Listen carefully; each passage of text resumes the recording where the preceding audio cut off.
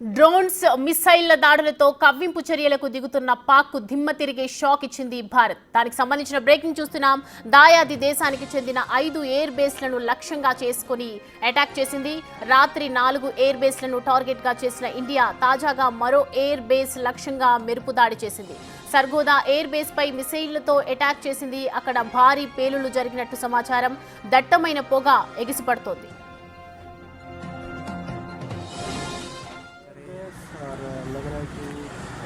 हो गया। Sargodha cantt area है, ये एयरबेस है, तो अल्लाह करे। और लग रहा है कि हो गया। सरगोदा कैंट एरिया है, ये एयरबेस है, तो अल्लाह करे। और लग रहा है कि हो गया। सरगोदा कैंट एरिया है, ये एयरबेस है। ఇప్పటికే నూర్ ఖాన్, మురీద్, షార్కోట్ ఎయిర్ బేస్లను లక్ష్యంగా చేసుకుని దాడి చేసింది. దీంతో అక్కడ భారీ పేలుళ్లు జరిగాయి. అర్ధరాత్రి భారత్ చేసిన దాడులను పాక్ ఆర్మీ కూడా ధృవీకరించింది. Noor Khan air base, Murid, Shorkot air బేస్లను లక్ష్యంగా చేసుకుని భారత్ దాడులు చేసిందని ప్రకటించింది.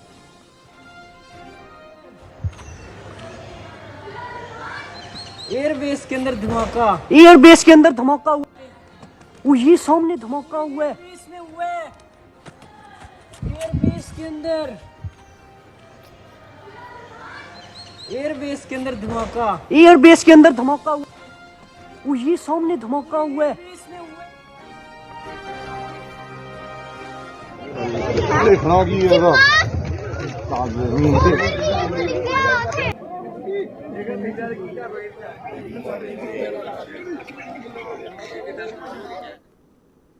రైట్. డ్రోన్స్ మిసైల్ దాడులతో కవ్వింపు చర్యలకు దిగుతున్నటువంటి పాక్కు దిమ్మ తిరిగే షాక్ ఇచ్చింది భారత్. దీనికి సంబంధించి పూర్తి డీటెయిల్స్ మా ప్రతినిధి శివ లైవ్ ద్వారా అందిస్తారు.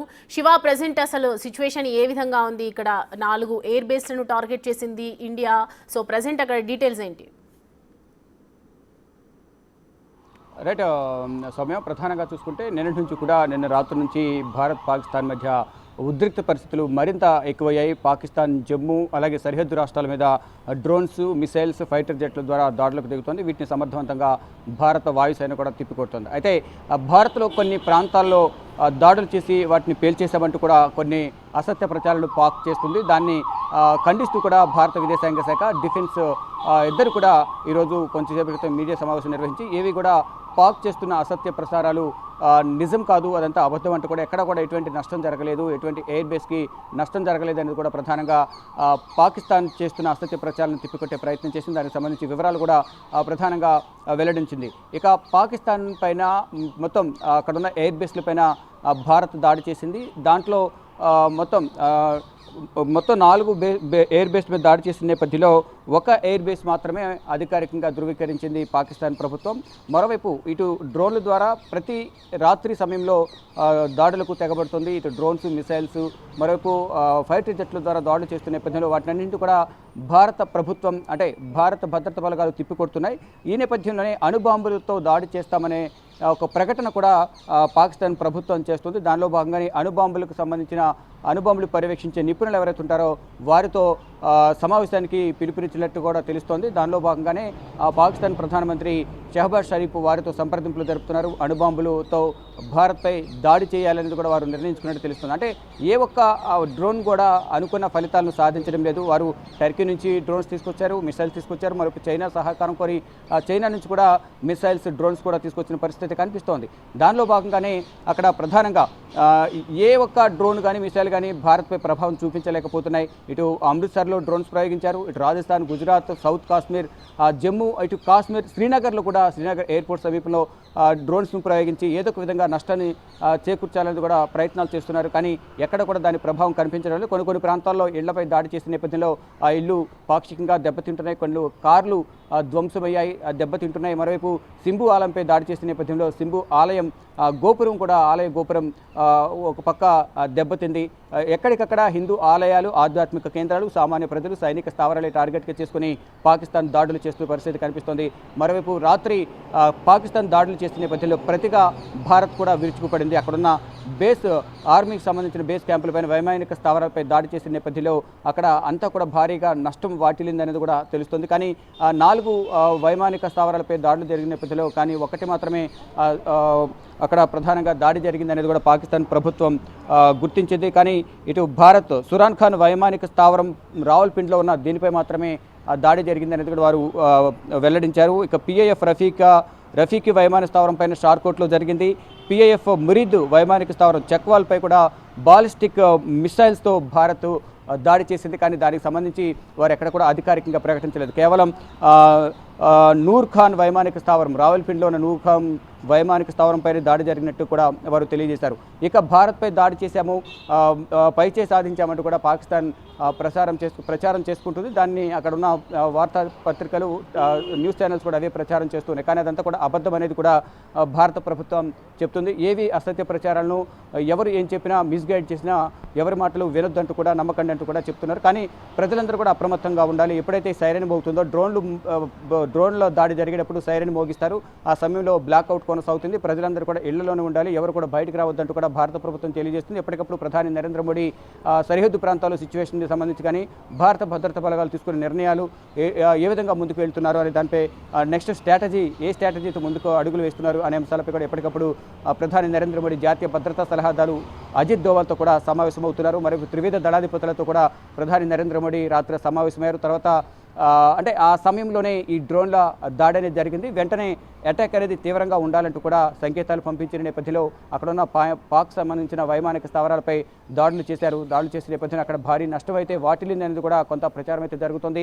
మరోవైపు ఇటు భారత్పై కూడా పాకిస్తాన్ డ్రోన్లతో దాడులు చేస్తుంది. పాక్షికంగా కొన్ని ఇళ్లు దెబ్బతిన్నాయి, కొన్ని కార్లు, ఆస్తులు కూడా చాలా వరకు నష్టపోయాయి. ఇటు మరోవైపు అడిషనల్ డిప్యూటీ కమిషనర్ కూడా చనిపోయిన పరిస్థితి కనిపిస్తుంది ఈ పాకిస్తాన్ డ్రోన్ల దాడితో.